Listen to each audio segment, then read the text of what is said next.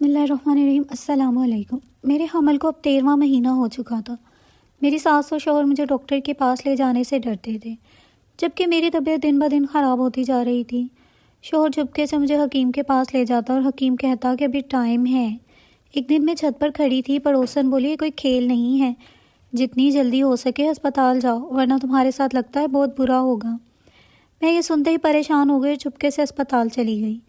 میری روح کام گئی جب مجھے چیک اپ کرتے ڈاکٹر نے چیخ چیخ کر سبھی ڈاکٹروں کو اور نرسوں کو اکٹھا کر لیا اور بتایا کہ میرا نام ماریا ہے۔ میں بہت ہی زیادہ خوبصورت لڑکی تھی۔ میری خوبصورتی دیکھ کر ہی میری ساس مجھے بیاہ کر لے گئی تھی۔ ان کا ایک ہی بیٹا تھا، لیکن ان کے پاس 7 بیٹیاں تھیں، جن میں سے صرف 3 بیٹیوں کی انہوں نے شادی کی ہوئی تھی۔ میں ایسے گھر میں بالکل نہیں جانا چاہتی تھی، جس گھر میں میرے ساتھ نندے پہلے سے ہی ہیں، لیکن اور کوئی چارہ بھی نہیں تھا، کیونکہ میرے پاپا نے میرے ہونے والے سسر کے ساتھ بزنس شروع کر رکھا تھا اور ان دنوں کو نقصان ہو گیا تھا۔ اب وہ یہاں تو ایک دوسرے سے رشتہ بنا لیتے، ورنہ بہت ہی بڑی دشمنی ہو جاتی اور ہم لوگ زیادہ مشکل میں پڑ جاتے۔ میرے پاپا نے کہا کہ اگر تم مجھے زندہ دیکھنا چاہتی ہو تو میری پیاری بیٹی، تم ان کے بیٹے سے شادی کر لو۔ رشتہ داری ہو جائے گی تو نہ یہ ہم سے پیسوں کی مانگ نہیں کریں گے، ورنہ یہ ہمیں عدالت تک لے جا سکتے ہیں۔ میں نے کہا کہ ایسے گھر میں میری کیا عزت ہوگی؟ تو میرے پاپا نے کہا عورت کی ویسے بھی سسرال میں عزت نہیں ہوتی، اپنے شوہر پر قابو کرنا، اس کو اپنی میٹھی میٹھی باتوں میں الجھا لینا اور بعد میں اس گھر سے الگ ہو جانا، جبکہ یہ سب اتنا آسان نہیں تھا، کیونکہ وہ اکلوتا بیٹا تھا۔ اس کا نام حسان تھا۔ میرے پاپا نے اپنی جان بچانے کے لیے میری شادی کروا دی۔ ہم لوگ تو شہر میں رہتے تھے، لیکن وہ لوگ گاؤں میں رہتے تھے۔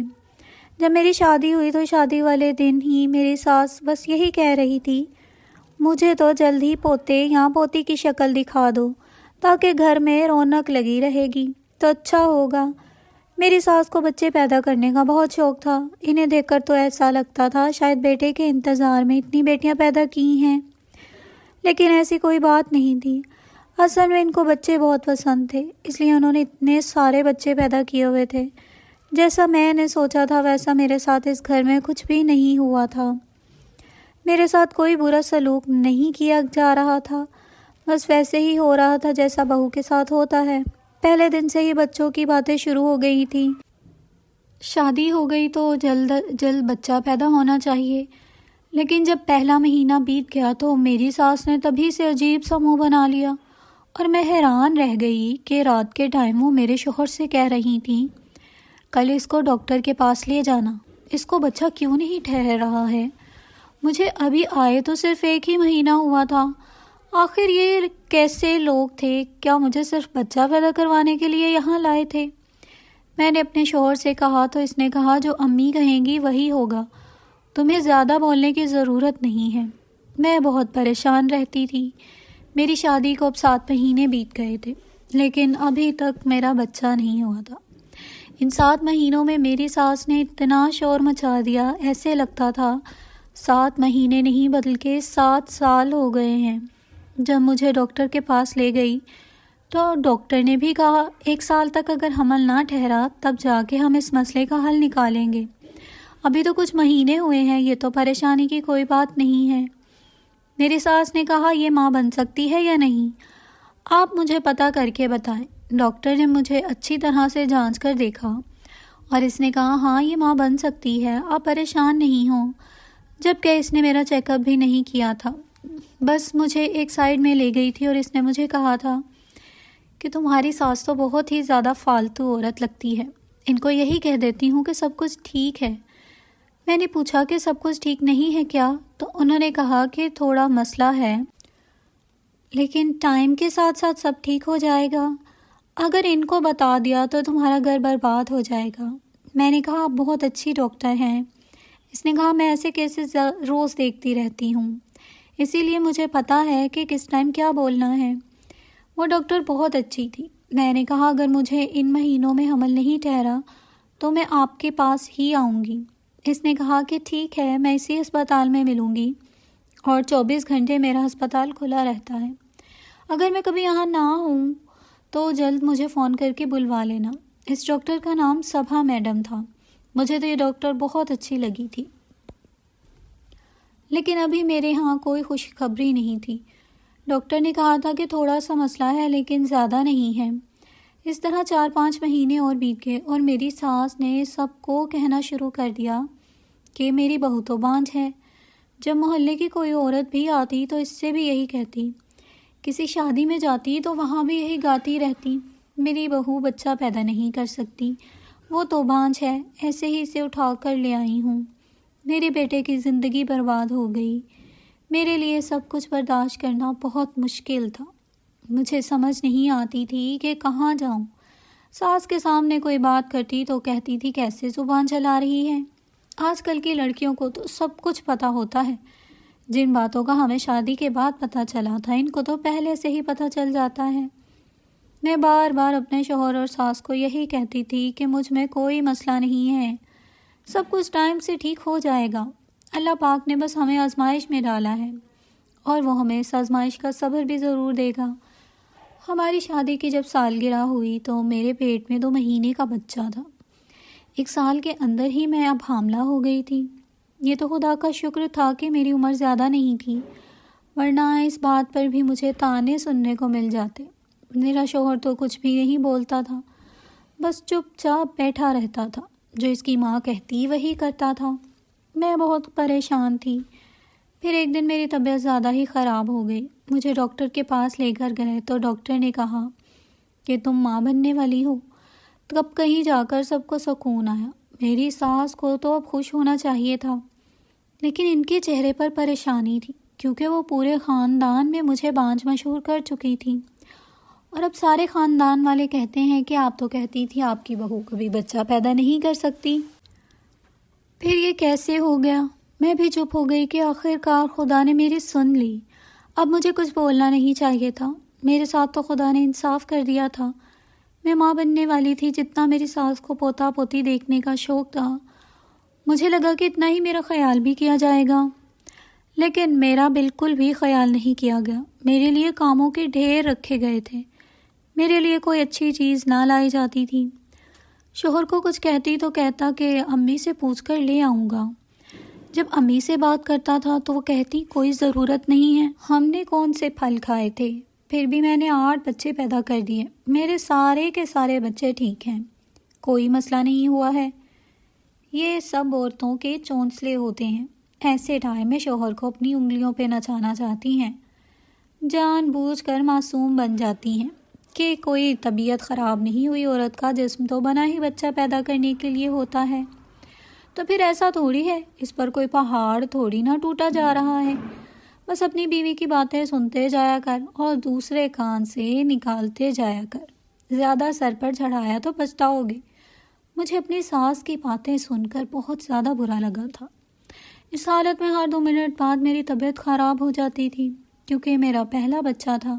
میں جب بھی اپنے شوہر سے کچھ کہتی تو میرا شوہر کہتا تھا میری اماں کے ساتھ تو ایسا نہیں ہوا، پھر تمہارے ساتھ کیوں ہو رہا ہے؟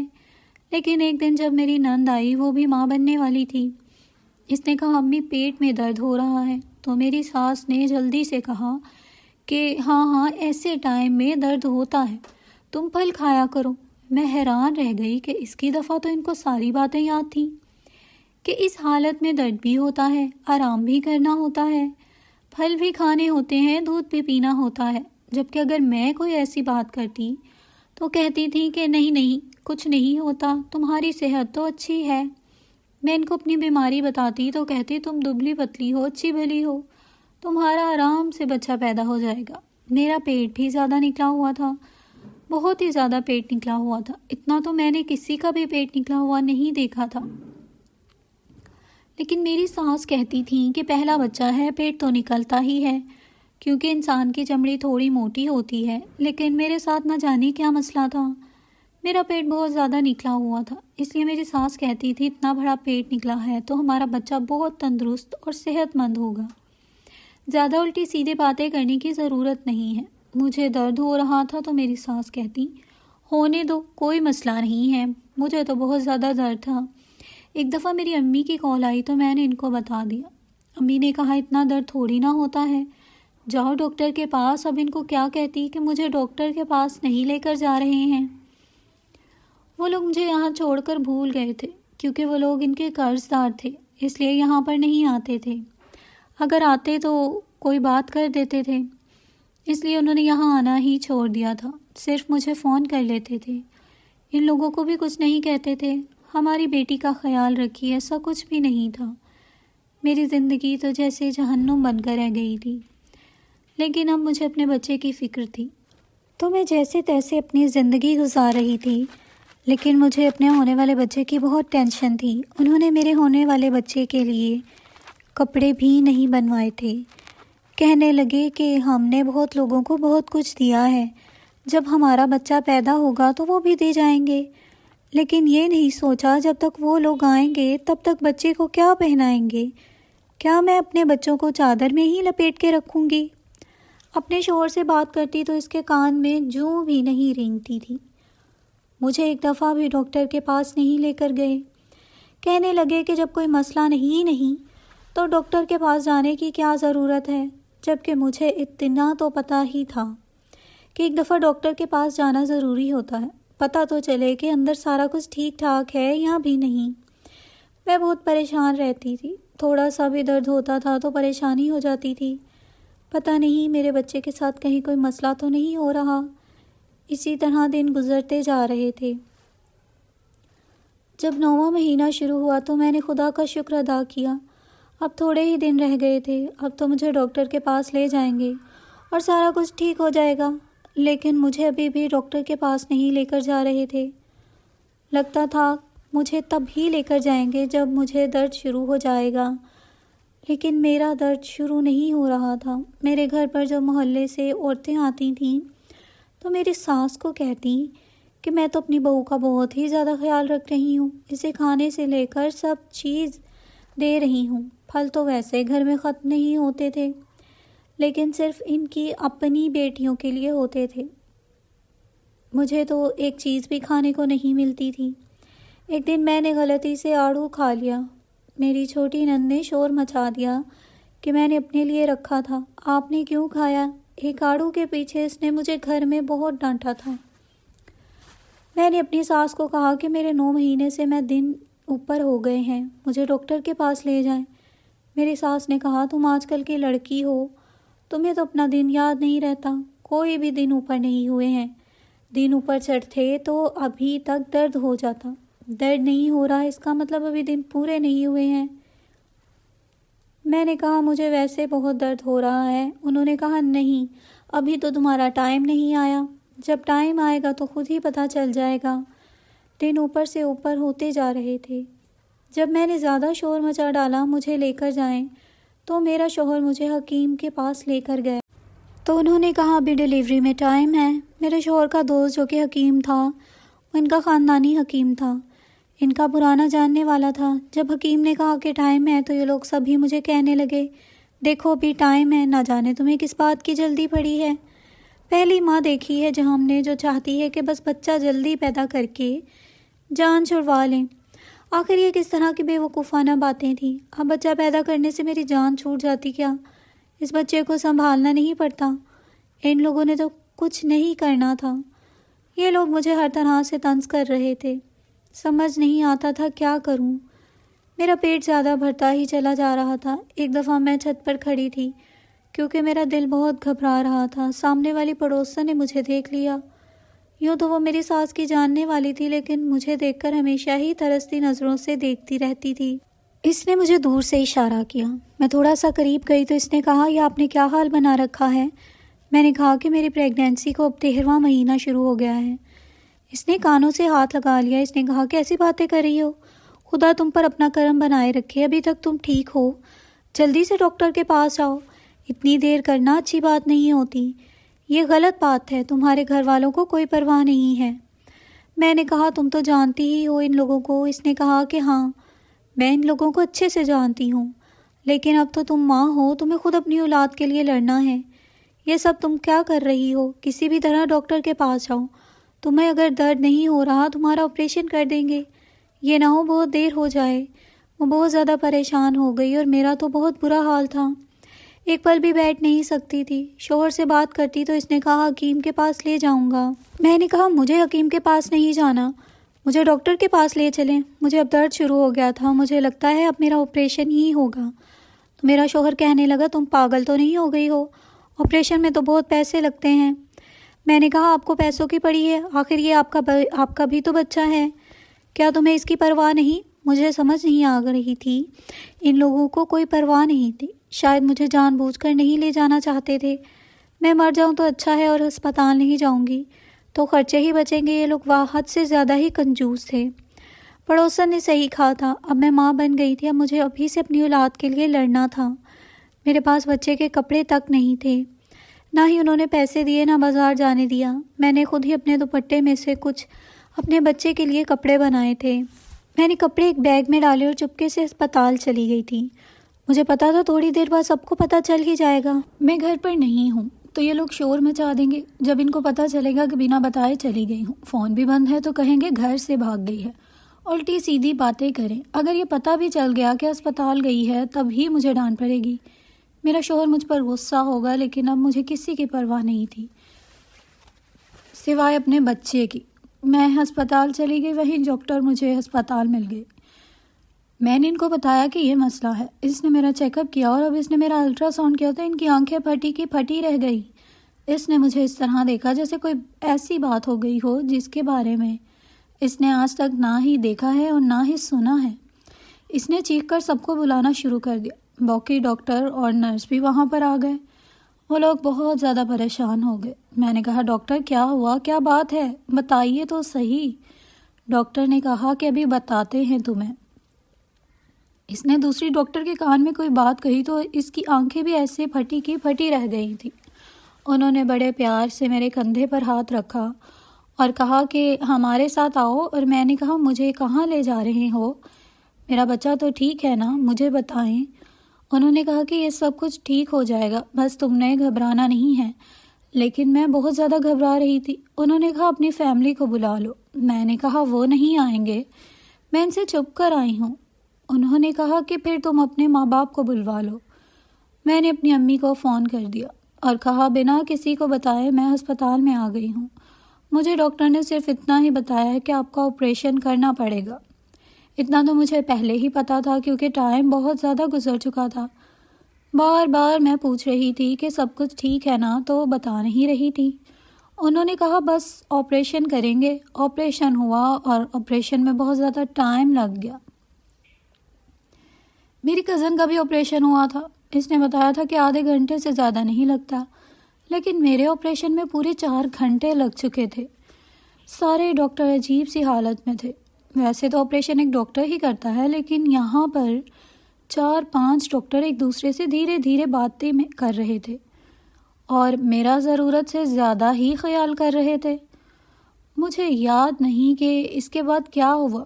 مجھے آپریشن تھیٹر سے باہر لے کر جا رہے تھے تو میں بے ہوش ہو گئی تھی۔ شاید انہوں نے مجھے نیند کی دوائی دے دی تھی۔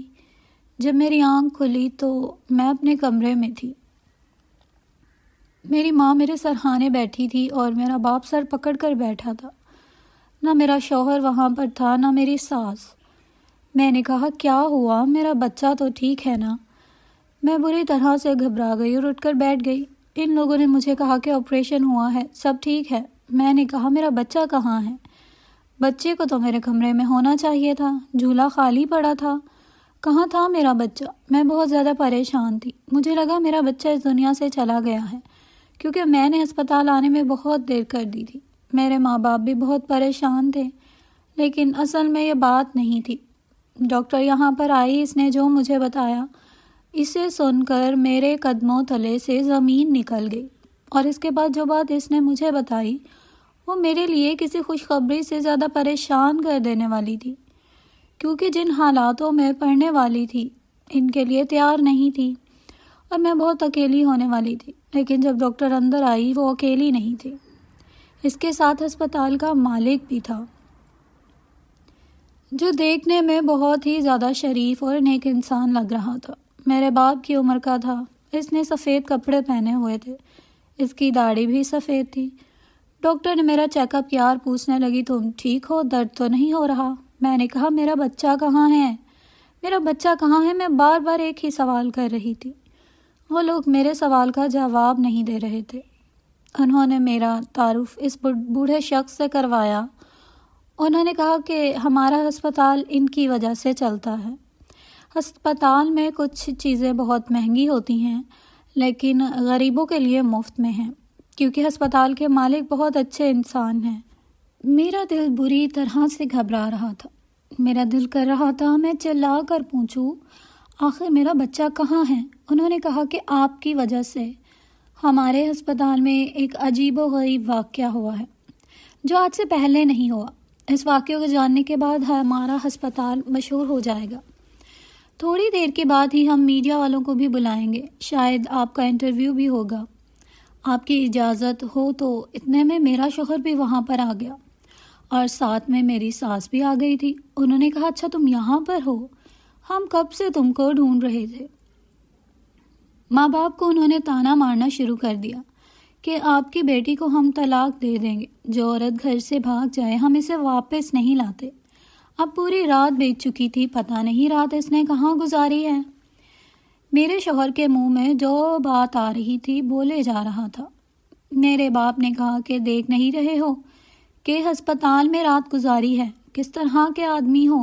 پھر میرے شوہر نے کہا کہ میں آپ کی بیٹی کے ساتھ نہیں رہ سکتا ہوں، اس کو طلاق دوں گا۔ میں حیران رہ گئی۔ پوری رات یہاں میں موت سے لڑ رہی تھی۔ ڈاکٹر نے کہا کہ آپ نے جو اس لڑکی کے ساتھ کیا ہے نا، آپ کو اس کو چھوڑ دینا چاہیے کیونکہ آپ اس کے ساتھ قابل ہو ہی نہیں۔ آپ نے ایک ساتھ کئی معصوم جانوں کو خطرے میں ڈال دیا ہے۔ یہ بات ڈاکٹر کے منہ سے نکلنی تھی، میں حیران رہ گئی۔ ڈاکٹر نے کہا کہ ہاں تمہارے ہاں ایک ساتھ 4 بچے پیدا ہوئے ہیں، جن میں سے 2 بیٹے ہیں اور 2 بیٹیاں ہیں۔ مجھے سمجھ نہیں آیا یہ سچ ہو سکتا ہے۔ میں حیران تھی اور باقی سب لوگ بھی میرے شوہر کو بھی سن کر حیران ہو رہے تھے اور میری ساس بھی۔ انہوں نے 2 منٹ ایک دوسرے کو دیکھا، پھر کہا اس عورت نے ایک ساتھ 4 بچے پیدا کر دیے۔ ارے بھائی یہ عورت ہے یا کوئی ڈائن؟ کیسے ان بچوں کی پرورش کریں گے؟ ہم کہاں سے اتنا کچھ لائیں گے؟ ہمارے پاس تو پیسے بھی نہیں ہیں۔ اس اسپتال کے مالک نے کہا میں نے تمہارے بارے میں سب کچھ جان لیا تھا بیٹی، تم نے جس طرح دوپٹے کو کاٹ کاٹ کر کپڑے بنائے تھے، میں جانتا تھا کہ تمہارے ساتھ بہت کچھ برا ہوا ہے۔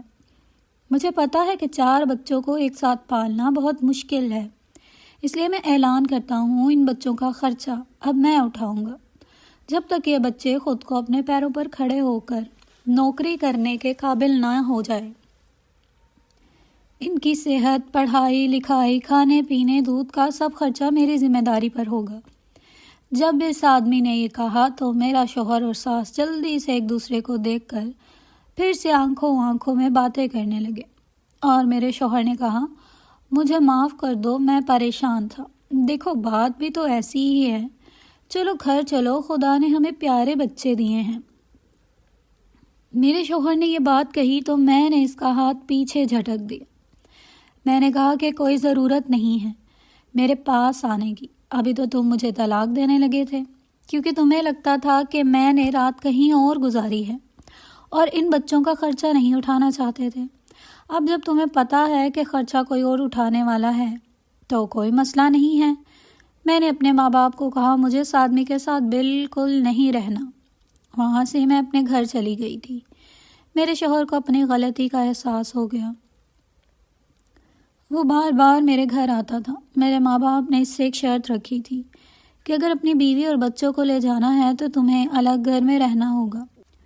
میرے شوہر نے کہا کہ میں ایسا نہیں کر سکتا، تو میرے ماں باپ نے کہا کہ پھر ہماری بیٹی کو چھوڑ دو، تمہارے لیے آسانی ہوگی اور تم اپنے ماں باپ کے لیے ہی رہو جس نے تمہاری بیوی اور بچوں کی جان خطرے میں ڈالی تھی۔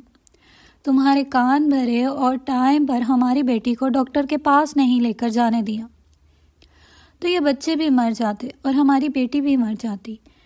میرے شوہر کو اب احساس ہو گیا کہ اس کی فیملی میں ہی ہوں اور یہ بچے اسی کے ہیں۔ اس نے اپنی ماں سے معافی مانگی اور کہا کہ میں اپنی بیوی کے ساتھ رہوں گا۔ میرے بچوں کا خرچہ اسپتال کا مالک ہی اٹھا رہا تھا کیونکہ ہمارے لیے سب ناممکن نہیں تھا، لیکن اس نے میرے شوہر کو اب اچھی جاب بھی دلوا دی تھی، جس سے باقی خرچے بھی بہت اچھے سے پورے ہو رہے تھے۔ میرے شوہر اپنے گھر والوں کے لیے خرچہ بھیج دیا کرتا تھا، اپنی ماں بہنوں کے لیے کپڑے لے کر بھیج دیا کرتا تھا، لیکن اب وہ میرے ساتھ ہی رہتا تھا۔ اب اسے اپنی غلطی کا احساس ہو گیا تھا اور وہ واقعی ایک اچھا شوہر بن کر میرے ساتھ بچوں کو پالنے میں بزی تھا۔ میرے ساتھ کیا ہوا تھا مجھے اس لیے نہیں بتایا گیا تھا کہ کہیں میں پریشان نہ ہو جاؤں اور میرا بلڈ پریشر نہ بڑھ جائے، کیونکہ اس طرح میرا اور بچوں کے لیے مسئلہ بن جاتا۔ لیکن یہ بات واقعی مشہور ہو گئی تھی، میڈیا میں خبر چل گئی، چھوٹے سے گاؤں میں ایک عورت نے 4 بچوں کو پیدا کیا، جن میں سے 2 بیٹے تھے اور 2 بیٹیاں۔ ہسپتال کے ڈاکٹر کا احسان ہے، انہوں نے اتنا مشکل کیس سنبھالا اور ماں سمیت سارے بچوں کی جان بچا لی تھی۔ میری ساس مجھ سے کیا چاہتی تھی میں آج تک سمجھ نہیں پائی۔ پہلے ان کو بچوں کی خواہش تھی، لیکن اب بعد میں ان کو بچوں سے نفرت ہو گئی تھی۔ شاید یہ یہی سوچتی تھی کہ اگر بچہ ہو جائے گا تو ان کا بیٹا ان کو بھول جائے گا۔ خدا اگر کسی کو دنیا میں بھیجتا ہے تو اس کے لیے بھی انتظام کر دیتا ہے، ورنہ بچوں کو پالنا ہمارے لیے بہت مشکل کام تھا، لیکن اس نیک انسان نے ساری ذمہ داری اپنے سر لے لی تھی۔ میرے بچے بہت اچھے طریقے سے پڑھ رہے تھے، ان کے لیے ہر اچھی چیز کا انتظام ہو رہا تھا۔ پیارے دوستو، یہ تھی آج کی کہانی۔ پسند آئے تو لائک اور شیئر کیجیے گا۔ ملتے ہیں کل ایک نئی اور دلچسپ کہانی کے ساتھ۔ اللہ حافظ، اور مزید ایسی اچھی کہانیوں کے لیے میرے اس چینل کو سبسکرائب کر دیجیے تاکہ میرے سبسکرائبر کمپلیٹ ہو جائیں۔